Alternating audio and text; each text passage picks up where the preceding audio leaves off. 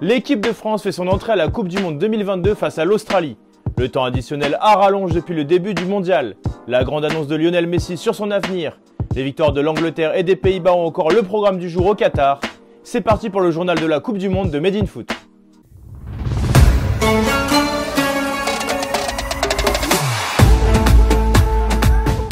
C'est le grand jour pour l'équipe de France. En effet, les Bleus font leur entrée dans la Coupe du Monde 2022 ce mardi soir face à l'Australie.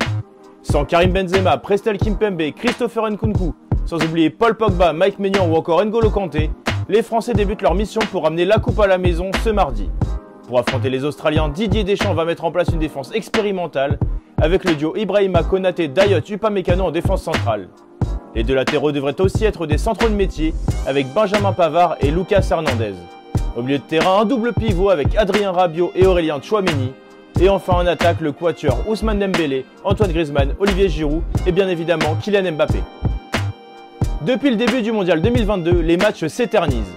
Hier par exemple, lors de la rencontre entre l'Angleterre et l'Iran, les arbitres ont donné pas moins de 27 minutes de temps de jeu additionnel au cumulé sur les demi-temps. Cela a notamment permis à Mehdi Taremi d'inscrire le but le plus tardif de l'histoire de la Coupe du Monde, hors prolongation, à la 90 plus 13e minute. Pour le match de 17h, les Pays-Bas ont aussi profité de ce temps additionnel à rallonge, avec un but de Klaassen à la 90 plus 9e minute. Mais pourquoi y a-t-il autant de temps additionnel sur ce début du mondial? Bien avant le lancement de la compétition, Gianni Infantino, le président de la FIFA, avait reconnu qu'une vraie réflexion sur le temps effectif devait avoir lieu. Il avait notamment ouvert l'avant à un temps additionnel plus long pour rattraper toutes les minutes perdues lors du temps réglementaire. Les minutes additionnelles que l'arbitre devrait donner doivent être des minutes vraiment en relation avec le temps perdu lors d'un match. Il faut réfléchir sur le futur. En 2018 déjà, à partir des 16e de finale, 8 minutes de bonheur en plus avaient été accordées en moyenne.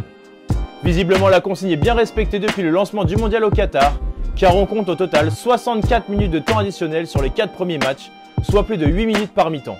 Les Bleus sont prévenus, il faudra se montrer vigilant bien après la 90e minute ce soir.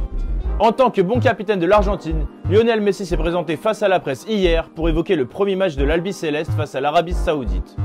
Mais l'attaquant parisien de 35 ans en a profité pour passer un énorme message sur son avenir. Il dispute là sa dernière Coupe du Monde et compte bien remporter la plus prestigieuse des compétitions. Ça y est, la Coupe du Monde est bien lancée. Après le match d'ouverture dimanche et la victoire de l'Équateur face au Qatar, le pays hôte, 3 matchs ont eu lieu hier pour lancer définitivement ce mondial. À 14h, l'Angleterre a explosé l'Iran avec une victoire 6-2, grâce notamment à un doublé de Bukayo Saka et un but de Jude Bellingham. D'ailleurs, le jeune crack du Borussia Dortmund, qui est déjà pisté par le Real Madrid, a encore fait grimper sa valeur sur le marché des transferts, puisqu'il est le premier joueur né après 2000 à marquer dans un mondial, rien que ça. À 17h, les Pays-Bas ont souffert, mais ils se sont imposés 2-0 face au Sénégal. Après une première mi-temps plaisante des deux côtés, les Sénégalais ont pris les choses en main au retour des vestiaires, mais ils n'ont pas concrétisé leur temps fort. Résultat, les Hollandais en ont profité pour marquer 2 buts en fin de match, grâce à Gakpo et Klaassen. Les Pays-Bas rejoignent l'Équateur en tête de ce groupe A. Enfin, à 21h, le Pays de Galles a accroché les États-Unis sur un score d'1 but partout. Les Américains ont réalisé une très grosse première période et ont permis à Timothy Weah de faire trembler les filets. Le Lillois est d'ailleurs le premier joueur de Ligue 1 à marquer sur ce mondial. En deuxième mi-temps, les Gallois sont revenus grâce à l'inévitable Gareth Bale sur penalty. Dans le groupe B, l'Angleterre prend la tête avec 3 points, suivi des 2 autres pays anglophones. L'Iran ferme la marche avec 0 points. Enfin, le programme du jour. Après le match de l'Argentine face à l'Arabie Saoudite pour l'entrée en liste de Lionel Messi à 11h, le Danemark et la Tunisie s'affrontent juste après manger à 14h. Cette affiche va être suivie avec attention par l'équipe de France, puisqu'il s'agit des 2 prochains adversaires des Bleus. À 17h, le Mexique et la Pologne s'affrontent dans l'autre affiche du groupe C, celui de l'Argentine. Enfin, à 20h, on vous l'a dit, nos Bleus entrent en scène face à l'Australie.